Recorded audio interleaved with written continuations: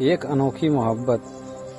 Mummy पानी पीना है, मेरे 9 साल के बेटे सोनू ने धीरे से मुझे जगाते हुए कहा। गहरी नींद में थी, फिर भी उठ बैठी माँ जो भी थी। सोनू ने पानी पिया और मोबाइल में गेम खेलने लगा। मेरी आंखों से रूठकर नींद भी शायद खेलने चली गई।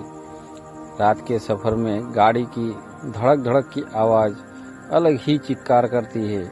मैं मुंबई से दिल्ली आ रही थी अपनी माँ से मिलने। खिड़की में से बाहर देखा तो बहुत सारे पेड़, शहर, गांव और जलते हुए बल्ब पीछे छूटे जा रहे थे जिंदगी की तरह।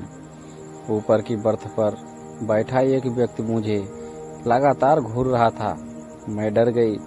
फिर अचानक वह नीचे उतर आया और नमस्कार सुनिधि जी कहकर मेरे पास ही बैठ गया। अरे दिलीप, मैंने आश्चर्य से पूछा। जी मैम, उसने मुस्कुराते हुए कहा। क्या कर रहे हो आजकल? मैंने बात को आगे बढ़ाते हुए कहा। जी प्रैक्टिस कर रहा हूँ। किसकी? इज ए डॉक्टर, उसने मुस्कुराते हुए कहा। अरे वाह, यह तो बहुत अच्छा हुआ। यह सब कुछ आपकी बदौलत है, उसने फिर उसी अंदाज में कहा। अगर आप मुझे नहीं समझाती तो मैं ना जाने क्या कर बैठता। उसके चेहरे पर शर्मिंदगी के भाव आ गए।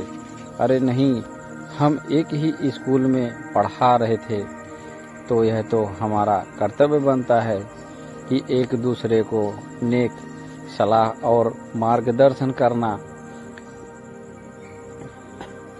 मैंने बहुत बदतमीजी की आपके साथ, फिर भी आपने मुझे समझाया ही, उसने भावुक होते हुए कहा।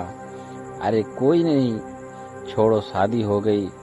हाँ निकिता, नीचे आ जाओ, उसने आवाज़ दी तो एक बेहद खूबसूरत सी लड़की उतरकर नीचे आई और उसने हाथ जोड़कर मुझे नमस्कार किया। हम तीनों बहुत देर तक बात करते रहे, हंसते रहे।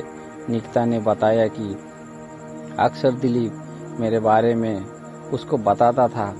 जयपुर आए ही वह दोनों उनसे फिर मिलने का वादा कर उतर गए, मगर अब नींद मेरी आंखों से कोसों दूर जा चुकी थी। यह समय की बात है कि जब अपनी पढ़ाई पूरी करने के बाद मैंने एक स्कूल में पढ़ाना शुरू किया था, तो उसमें दिलीप भी पढ़ाता था।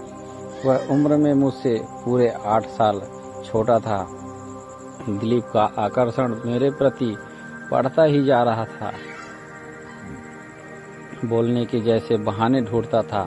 अगर और किसी साथी अध्यापक से मैं बात करती तो वह बहुत चिढ़ जाता था।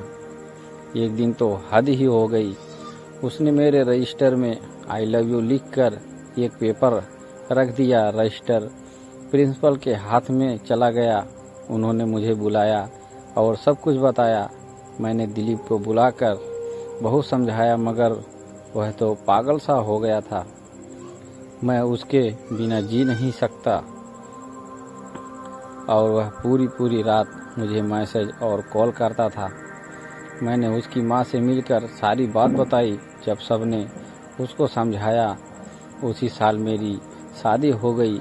मैं दिल्ली से मुंबई आ गई। उसकी मम्मी ने बताया कि मेरी शादी वाले दिन वह बहुत रोया था। उसकी माँ ने उसको बहुत समझाया, फिर उसका पूरा ध्यान अपनी पढ़ाई पर आ गया। परिणाम इज ए डॉक्टर सबके सामने था। मेरी समझदारी और उसकी माँ के हौसले ने एक नवयुवक को भटकने से बचा लिया। दोस्तों, और भी कई कहानियाँ सुनने के लिए हमारे YouTube चैनल को लाइक और सब्सक्राइब करें, ताकि आपको ऐसी बहुत सारी नई नई कहानियाँ सुनने को सबसे पहले मिलती रहें। धन्यवाद।